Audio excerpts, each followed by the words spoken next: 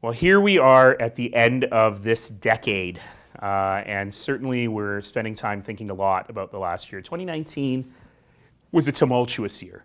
New provincial government, new federal government, the economic recovery, not as strong as it should have been. But at the same time, we also had a lot of extraordinary things happen in Calgary and a lot of great decisions for the future, including moving forward on the Green Line, including making an investment in 4 major capital projects that are going to change the face of the city and have enormous public benefit. And The Economist once again called us the very best city in the entire Western Hemisphere in which to live, and that's something we can be very proud of. The economic downturn hit us in a way that we're not used to it hitting in Calgary and is uncommon in other places. And that is that a huge chunk of the job losses were in the downtown core. And so as a result, the downtown's value cratered. And if you were a business outside of the downtown whose assessment stayed the same or went up a little bit, because everyone pays the same rate, your taxes went through the roof. We've always known this is an untenable situation. And Calgary City Council has spent over $200 million of our rainy day money trying to buffer small businesses as best we can from this economic shock and dislocation. However, because of the legislation under which we operate, that was always an imperfect solution. The majority of the money went to large multinational businesses, not to the local dry cleaner. And it was always a Band-Aid. So what council decided to do this fall was try and make a bit of a permanent solution. And so although we kept everyone's taxes at zero, we then transferred some of the money away from business into homeowners. So the average homeowner will see a $10 or $11 increase per month to their taxes. But that's not because we're getting more money, it's because we're charging the businesses less. And so ultimately that will help. And for some businesses it will help a lot. But it doesn't solve the problem. We still have the lowest residential taxes in the country. We have among the lowest business taxes in the country. But even this year, the assessment growth has been very spotty. So some businesses will have seen big increases in their assessment, and as a result, they'll see big tax increases. And we also spent a whole bunch of money on one-time rebates last year, and as it stands now, the one-time rebate money is gone. So even businesses who see a decrease in their basic tax might pay more this year than last year because there's no rebate. So ultimately, yes, when people get their tax bills, some are going to be surprised and some are going to find that difficult. And council still has to think about whether we're going to do a one-time shift this year again. But I can't stress enough that the tax shift we did, which actually is the maximum that business lobbyists were asking us to do, will help a lot and is not going to solve the problem.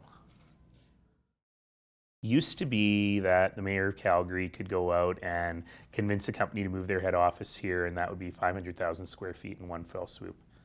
It's not impossible that will happen. You know, in Vancouver, Amazon is taking 1 million square feet in downtown Vancouver. And there was just an announcement of Microsoft in downtown Toronto. That was probably, I don't know how many, but probably a similar number. So those are out there. But ultimately, we are playing a ground game. We're getting 1 yard at a time, getting to that first down. And so ultimately, we are winning business a little bit at a time. So that's why OSIF has not been what a lot of people were expecting. You know, I think a lot of folks thought that the Opportunity Calgary Investment Fund would be, we'd throw $20 million down and Microsoft would move here. What it actually has been is relatively small, targeted investments in very specific areas where we think we can grow the workforce. It's all been focused on jobs. So that will have to continue to happen. What I need, though, what Calgary needs, is partners in the provincial and federal government who will come with us to do this. Because look, ultimately, the mayor shows up at a CEO's office with his briefcase and they go, "Hello, Mayor, we like you, but you're a salesman." But if the Prime Minister or the Deputy Prime Minister made the same phone call to that same CEO and said, going to Calgary is something that makes sense for the country, that's a whole different ballgame. And so we need to have those kinds of partnerships in place. We need to listen to what businesses are telling us. I found it frustrating over the last couple of weeks that we've had both a small growing tech company and a very large corporate Calgary champion tell us what is causing them problems in their expansion, and the reaction we got from the provincial government is we don't believe them. We should actually listen to the businesses and understand what they're telling us. Since I've been mayor, we have cut the city's debt by $700 million. We have never run a deficit. We never will run a deficit. I think that debt is simply deferred taxation. And here at the City of Calgary, we have a rule. It's called the Nenshi rule. And it is that we will not take on debt unless we have a repayment source specified that is not general property tax revenue. The reason I say all of that is because I understand the fiscal constraints the province is under. But I think I also understand that there are many ways to get to fiscal balance and to get to a way where you are getting rid of your debt. And I think doing that in a way that defers projects to a time when they're much more expensive, that doesn't give people the essential services or infrastructure that they need, or that is not done in collaboration with your partners, particularly at the city, is not the smartest way in order to move forward. So in terms of the cuts that we've received, I get it. I get them. And all but one of them have a pretty good explanation. I don't agree with the explanation, but I get the explanation. The one that doesn't, by the way, is the additional cuts to our overall capital after we took a massive cut to our capital.